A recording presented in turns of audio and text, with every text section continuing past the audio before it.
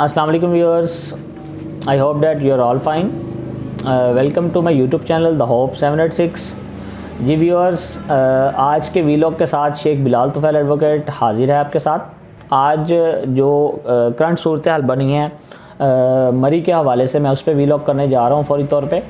और नाजरीन, जिस तरह आपने सब ने देखा होगा टीवी पे भी और डिफरेंट जो सोशल मीडिया पे वीडियोस अपलोड हुई, और उसमें वाज़ह तौर पे देखा जा सकता है कि गवर्नमेंट की जो गफलत और इंतज़ामिया की जो मिली भगत के साथ गफलत थी, उस वजह से इतना बड़ा सानहा जो है वो रौनमा हुआ।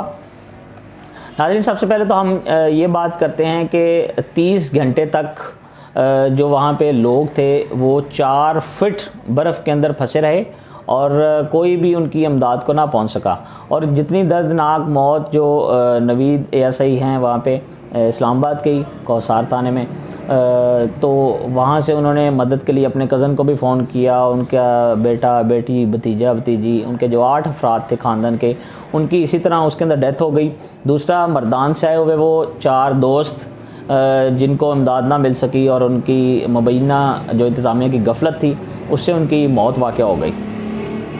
नाज़रीन, यहाँ पे सवाल ये पैदा होता है कि गवर्नमेंट जो PTI गवर्नमेंट है वो हमेशा से ही, कोई भी सानहा मुल्क के अंदर हो जाए, वो हमेशा से ही फ़ेल है। हमारे जो पंजाब के वज़ीर-ए-आला हैं बुज़दार साहब, वो इसी तरह हैं जैसे सोए हुए हैं, उनको किसी चीज़ का नहीं पता। उनको बाद में पता चलता है। जब ये वाक़या वहाँ पे रोनमा हो रहा था, वो गफलत इंतज़ामिया की चल रही थी और वो इमदाद को पुकार रहे थे, यहाँ पे अपनी प्रेस कॉन्फ्रेंस कर रहे थे। मैं एक यहाँ पे ये बात भी करना चाहता हूँ गवर्नमेंट को के हवाले से, जिस तरह स्पेशली शेख रशीद है या फवाद चौधरी है या आसान खावर है या डिफरेंट इस तरह शहबाज गिल और so on and so on, अगर आप कौम के लिए, लोगों के लिए कुछ कर नहीं सकते तो कम अज़ कम उन पे, उनके जो ज़ख़म है उन पे नमक छिड़क के मरहम रखने की कोशिश मत करें प्लीज़, क्योंकि आपको सवाए बातों के और कुछ नहीं आता। और एक जो हमारे प्राइम मिनिस्टर साहब हैं नियाज़ी साहब, वो हमेशा वहाँ पे अपने बनी गला महल में बैठ के, सिर्फ वहीं पे बैठ के ऑर्डर पास करते हैं, और वो भी उनको जब होश आ जाए को 12-15 घंटे बाद जाकर उनको पता चलता कोई भी बात, और वो खुद कह देते हैं कि जी देखें यहाँ ये तो मैंने टीवी पे देखा है।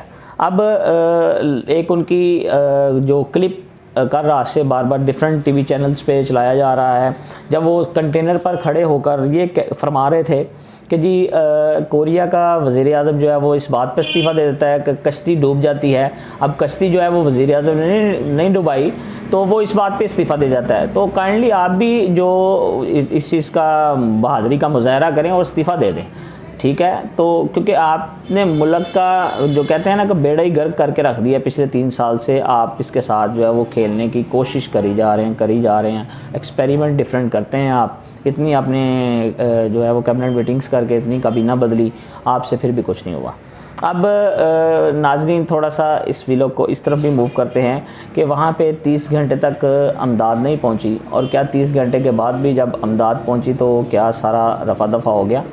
एक जहाँ पे ये जो फवाद चौधरी साहब ने एक ट्वीट कर दिया, और ट्वीट जब उन्होंने किया तो सियाहत के लिए आप लोगों को बुलाते हैं, ऑब्वियसली सियाहत के लिए पैसे देते हैं। यहाँ पे कसूरवार इंतज़ामिया और गवर्नमेंट तो है ही है, उसके साथ साथ वहाँ के वो लोग, वो डिफरेंट होटल्स वाले लोग हैं जो जिन्होंने किराया 2500 से 50,000 रुपये कर दिया। क्या हम बड़े नहीं होंगे? हमारी अखलाकियात जो हैं वो यही रहेंगी।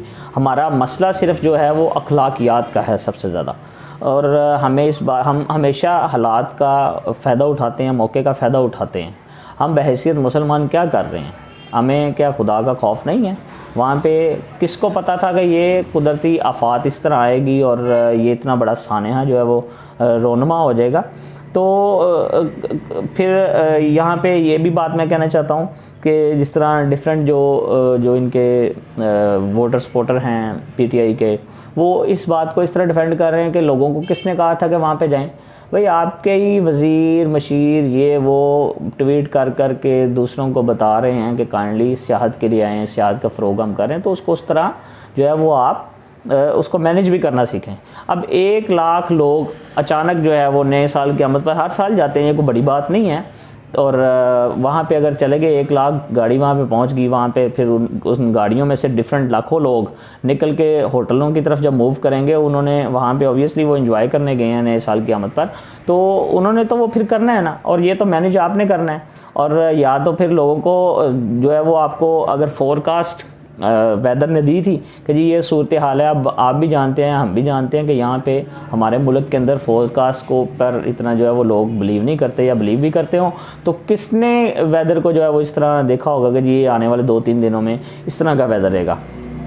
تو میں تو اس نتیجے پر پہنچا ہوں کہ ویئرس حالات جو ہیں وہ ملک کے بہت زیادہ خراب ہیں, اور ہماری گورنمنٹ سے تو بالکل بھی صبر نہیں رہے سوائے افسوس کے اور کنڈیم کرنے کے.